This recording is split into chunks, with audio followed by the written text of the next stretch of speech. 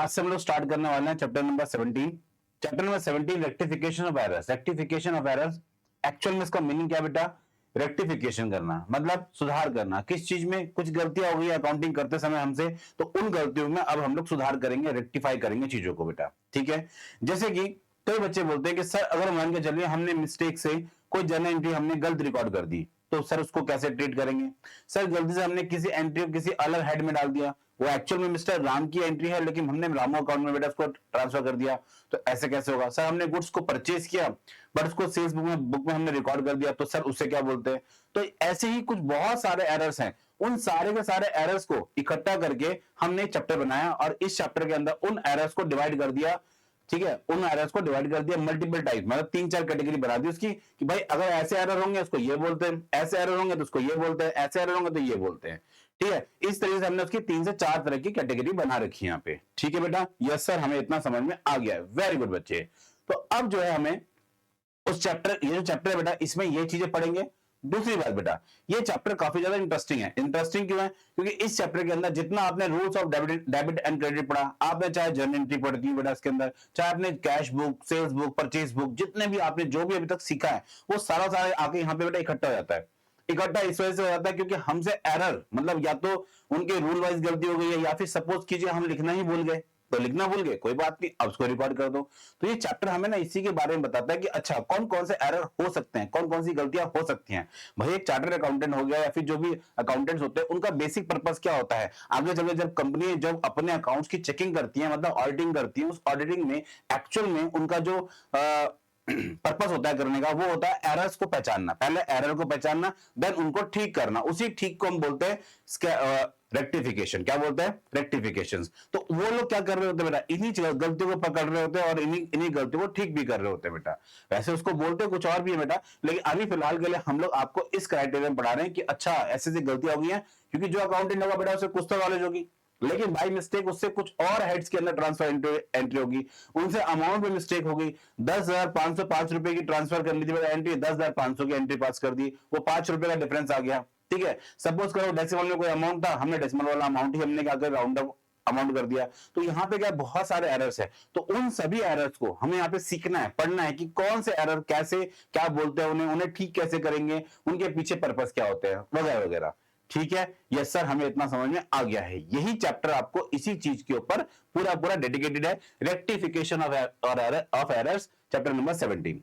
Okay sir, अब इस chapter के अंदर हमें क्या क्या चीजें समझनी बेटा? Number 1 classification. पहली चीज बेटा यहाँ पे आपकी क्लासिफिकेशन। क्या है बेटा?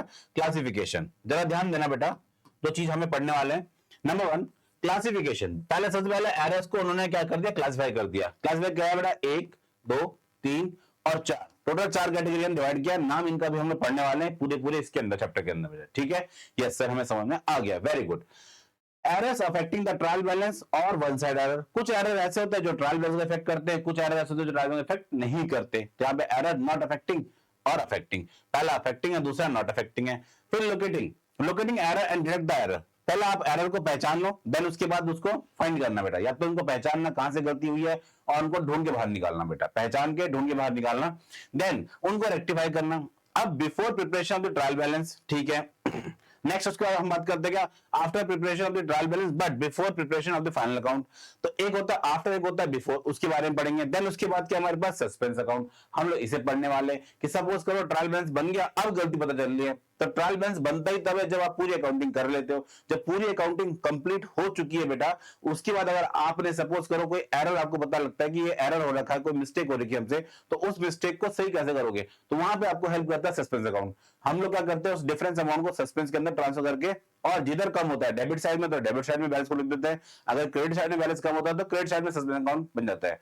सस्पेंस का कोई नेचर ही नहीं है, मतलब इसका ना तो डेबिट है ना ही इसका कोई क्रेडिट है, ये सिंपल सा है। ये आपको कहता है, बड़ा शरीफ आदमी है, कहता है कि भाई मेरे को बताओ किधर जाके हम बैलेंस को इक्वल करना है, डेबिट साइड या फिर क्रेडिट साइड। ये दोनों में से किसी भी साइड में जाके आराम से उस जो डिफरेंस अमाउंट होता है उसको अपने पास रख के बैठ जाता है कि कोई बात नहीं, चलो ठीक है। और बाद में क्या करता है अकाउंटेंट? इसको जाके चेक करता है और नेक्स्ट ईयर की अकाउंटिंग में उसे रेक्टिफाई करता है बेटा। ठीक है, तो ये बहुत टाइप की चीजें हैं बेटा, तो इसको हम पढ़ेंगे, अभी हम लोग पढ़ने वाले हैं, इन चीजों को समझने वाले हैं।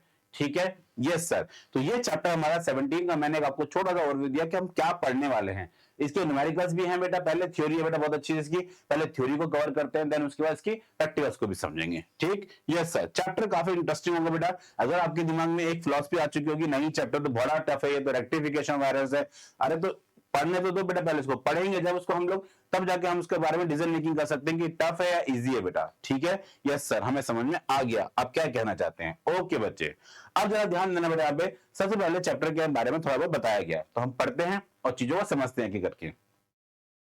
A trial balance is a statement that lists all ledgers account balances on particular date। ठीक है भाई, ट्रायल बैलेंस में जो भी बैलेंसेस होते हैं अकाउंट्स के, उनको पर्टिकुलर डेट में लिखा जाता है, सही बात है।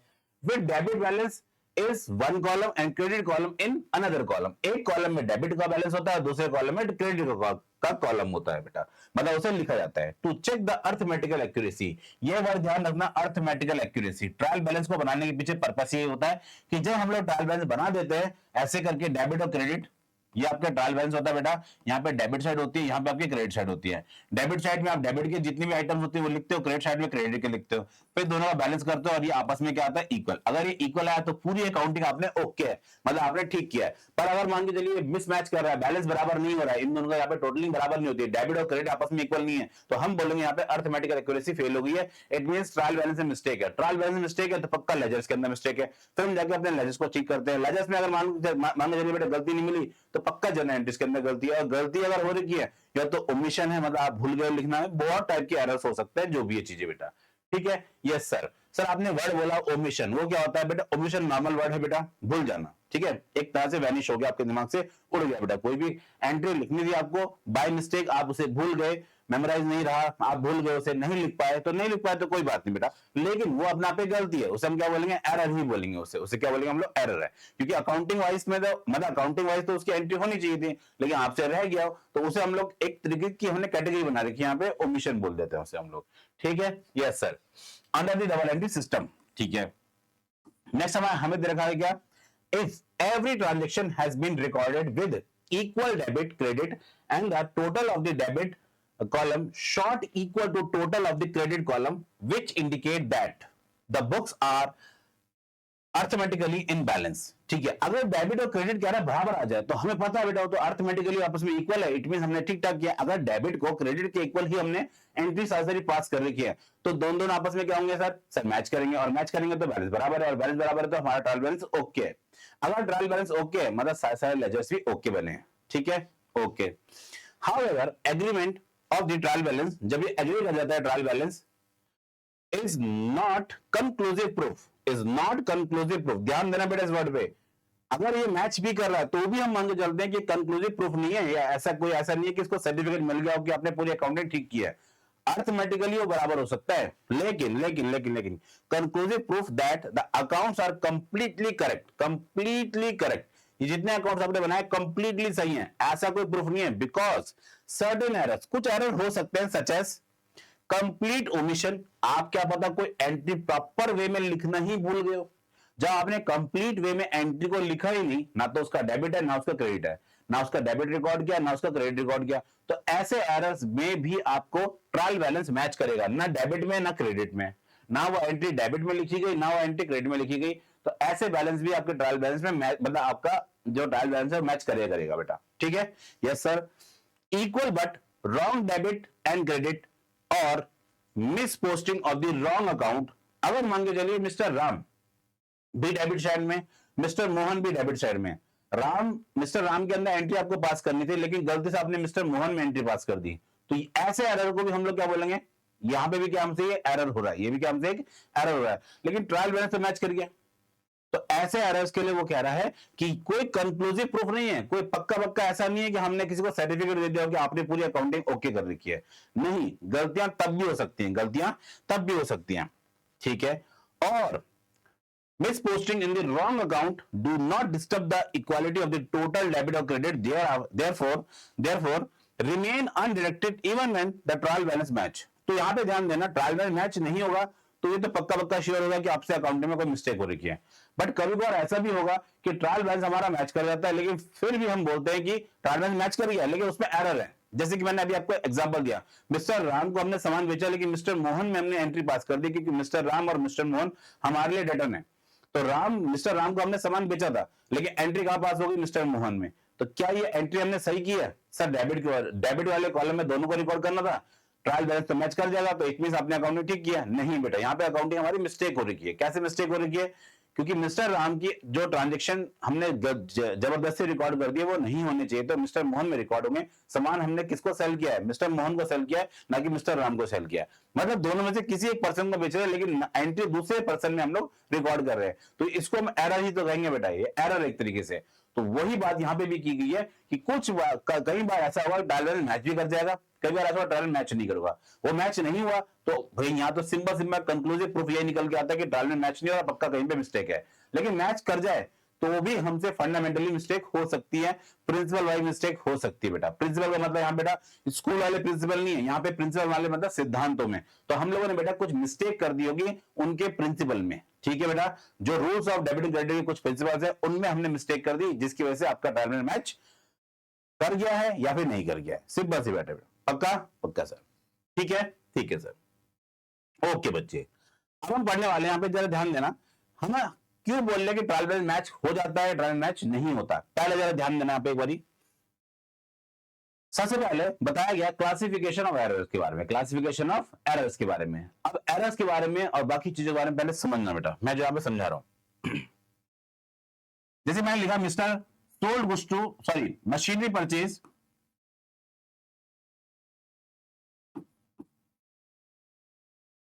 ₹10,000। हमने 10,000 रुपए की मशीन ली बेटा, कितने की? 10,000 रुपए की मशीन ली बेटा हमने, purchase machine 10,000 and paid ₹500 for carriage.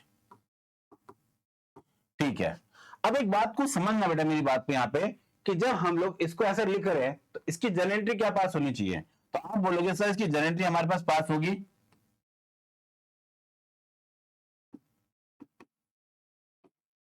Machinery account debit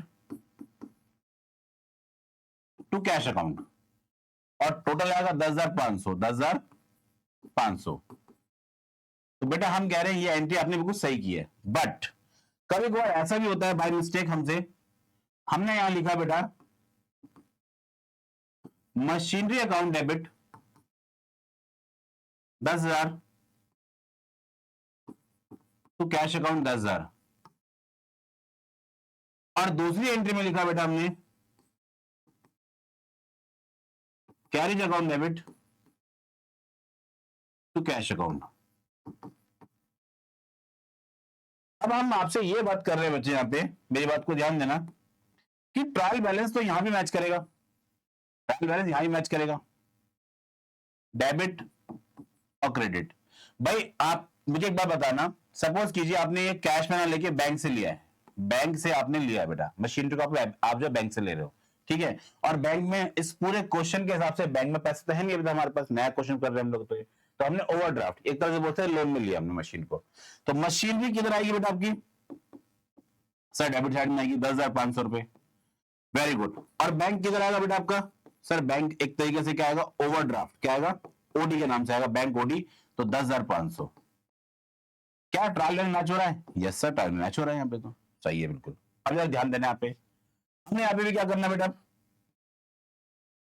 इसमें भी क्या कर रहे हैं हम लोग? ट्रायल बैलेंस को मैच कराएंगे। कैसे करेंगे बेटा मैच? यहाँ पे डेबिट, यहाँ पे क्रेडिट। डेबिट साइड में हमने लिखा मशीनरी, कितने रुपए? 10,000। फिर कैरेज अगर हमने पे किया तो 500 रुपए। देन उसके बाद यहां पे बेटा बैंक है, यहां पे बेटा बैंक है एग्जाम्पल के लिए। तो ओवरड्राफ्ट हमने क्या किया? बैंक से ओवरड्राफ्ट लिया है। टोटल कितना ओवरड्राफ्ट हो गया? 10,500। सर ट्रायल बैलेंस यहां ही मैच कर गया, ट्रायल बैलेंस तो यहां ही मैच कर गया। अब जरा मेरी बात को समझना, मैं आपसे ये बोलना चाह रहा हूं बेटा, हमसे मिस्टेक हुई है लेकिन हमें यही नहीं पता चल रहा हमसे मिस्टेक कहां पे रखी है। हम ये कह रहे हैं कि ये वाली अकाउंटिंग आपकी ओके है, ये आपने बिल्कुल ठीक कर रखा है यहाँ पे, लेकिन यहां मिस्टेक हो रखी है। जबकि ट्रायल बैलेंस तो यहां ही मैच कर रहा है और ट्रायल बैलेंस तो यहां ही मैच कर रहा है। यहाँ पे डेबिट क्रेडिट आपस में क्या है? इक्वल है। यहाँ पे 10,500 आ रहा है, यहाँ पे 10,000 500 आ रहा है। लेकिन यहां पे एरर कहां होगी हमसे, हमें एरर होगी बेटा प्रिंसिपल्स में। जैसे कि मशीनरी पे जो भी खर्चा होगा उसे हम लोग कैपिटल नेचर का मानेंगे, ना कि उसे रेवेन्यू नेचर के एक्सपेंसेस मानेंगे उसे हम लोग। और जब मैं मशीनरी पे जो कैरी लगा है उसको अलग से रिकॉर्ड कर रहा हूं, अलग से उसकी एंट्री पास कर रहा हूं, इट मीन मैं उसे नॉर्मल खर्चा मान रहा हूं। और फिर इस खर्चे पे कभी भी डेप्रिसिएशन चार्ज नहीं होगा, और ये एक तरह का प्रॉफिट एंड लॉस के अंदर नॉर्मल खर्चा मान के हम उसे खत्म कर देंगे, राइट ऑफ कर देंगे। लेकिन यहां पे क्या हुआ, मशीन पे जो कैरी आपने पे किए वो मशीन की कॉस्ट में ऐड हो गया, जिसकी वजह से अब वो आपका ईयर आफ्टर ईयर चलता जाएगा, जो आपके लिए क्या बेटा कैपिटल एक्सपेंसेस है। क्या बेटा आपके लिए कैपिटल एक्सपेंसेस है, और कैपिटल एक्सपेंसेस हमेशा बैलेंस शीट में जाते हैं और उन पे year after year depreciation charge होता है, जबकि इस पर तो डेप्रिसिएशन चार्ज होगा नहीं, ये तो फुल अमाउंट पूरा कहां चला जाएगा, प्रॉफिट एंड लॉस के अंदर। तो यहां मिस्टेक हो रही है हमसे, यहां पे क्या हो रही है बेटा, मिस्टेक है देखा जाए तो।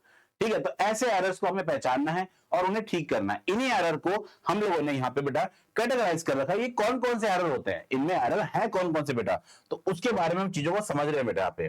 तो नंबर 1 पहले चीज यहाँ पे क्या समझाई गई है, क्लासिफिकेशन ऑफ एरर्स के बारे में। Keeping in the view of the nature errors and classified into 4 categories. कितनी बेटा, 4 कैटेगरीज के अंदर उसको डिवाइड किया गया है। पहली कैटेगरी का नाम क्या बेटा, error of omission. Error of omission, omission मतलब होता है भूल जाना बेटा, हमसे मिस्टेक हो गई, छूट गया बेटा, कोई एरर हमसे छूट गई है बेटा, उसको बोलते हैं एरर ऑफ ओमिशन। ठीक है, यस सर। दूसरे नंबर पे आता है बेटा error of principle. Error of principle, principle मतलब जो बात मैंने अभी आपको जस्ट पीछे बताई बेटा यहाँ पे, कि यहाँ पे देखिए ये जो आपने एक्चुअल में कैरेज पे किया था, ये कौन से नेचर का था, कैपिटल नेचर का था। इसे अलग नाम से तो इसका आएगा ही नहीं बेटा, ये मशीनरी के अंदर ही ऐड होगा, जैसे हमने फर्स्ट एंट्री पे कर रखा है। ठीक है, yes sir. Error of commission. Error of commission, error of commission का मतलब क्या होता है, मल्टीपल टाइप के एरर हो सकते हैं इसके अंदर, बहुत तरीके से एरर हो सकते हैं। इसमें मिस्टेक हो सकता है, इसमें अमाउंट हो सकता है, इसमें कैरी फॉरवर्ड हो सकता है, इसमें टोटलिंग हो सकती है, इसमें मल्टीपल टाइप के एरर होते हैं, इसको बोलते हैं error of commission. Error of commission के नाम से इसको जानते हैं हम लोग। ठीक है, यस सर। फिर आता है कंपनसेटिंग एरर्स। कौन सा आता है, कंपनसेटिंग एरर्स। कंपनसेटिंग एरर का मतलब होता है कि सपोज कीजिए आपने किसी पर्सन को कोई गुड्स बेचे और उसका अमाउंट है 1000 रुपीज, लेकिन आपने 100 रुपीज से रिकॉर्ड कर दिया। कितने से, 100 रुपीज से रिकॉर्ड कर दिया। ओके, फिर आपने क्या किया, कुछ समय बाद एक और दूसरे पर्सन को सामान बेचा, उसे 100 रुपए का सामान बेचा है, और दिमाग में आपके ये है कि मैंने उसको 1000 का सामान बेचा और आपने 1000 रुपए का रिकॉर्ड कर दिया। तो क्या यहां पे आपका ट्रायल बैलेंस इंपैक्ट करेगा, नहीं करेगा। रीजन, क्योंकि यहां पे हम बोल सकते हैं जिसमें आपने 100 की एंट्री पास करनी थी उसमें आपने 1000 रिकॉर्ड कर दिया, जिसमें 1000 की एंट्री पास करनी थी उसमें 100 का रिकॉर्ड कर दिया।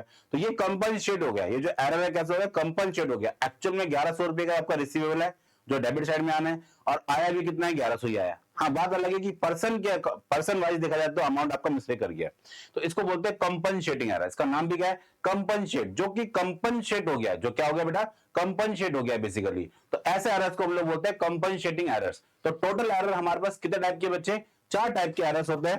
पहला आता है एरर ऑफ ओमिशन, दूसरा आता है एरर ऑफ प्रिंसिपल, तीसरा आता है error of commission, and last में आता है कंपनसेटिंग एरर्स। क्या आता है, कंपनसेटिंग एरर्स बेटा। ठीक है, यस सर। तो सर इसका मतलब जो हमारे एग्जाम में पूछे जाएंगे क्वेश्चंस वो इसी के ऊपर होंगे, बिल्कुल बेटा, इन्हीं से रिलेट करते, इनके अलावा कुछ और नया नहीं आता। इसको बोलते हैं क्लासिफिकेशन ऑफ एरर्स। तो क्लासिफिकेशन ऑफ एरर्स में टोटल कितनी कैटेगरी बच्चे, सर हमारे पास 4 टाइप की कैटेगरी है। पहली है आपकी एरर ऑफ ओमिशन, दूसरी आपकी एरर ऑफ प्रिंसिपल, तीसरी एरर ऑफ कमीशन, एंड चौथी होती है एरर ऑफ कंपनसेटिंग, मतलब कंपनसेटिंग एरर्स के नाम से जानते हैं इसको हम लोग। ठीक है, यस सर। और फिर इसमें एक हेड आपका और जुड़ता है, वो सस्पेंस अकाउंट है। वो खैर इन्हीं सब के अंदर ही काउंट होता है, वो अलग है, उसका नाम भी क्या बच्चे, सस्पेंस अकाउंट है। क्या नाम उसका, सस्पेंस अकाउंट है। तो ये चीजें हम लोग समझने वाले हैं इस चैप्टर के अंदर। ठीक है, यस सर। अब हम लोग जो है एक एक करके इनको एक्सप्लेन भी करेंगे बेटा। ठीक, मेरी इतनी बात सबको समझ में आई, यस सर, हमें समझ में आ गई है, वेरी गुड बच्चे।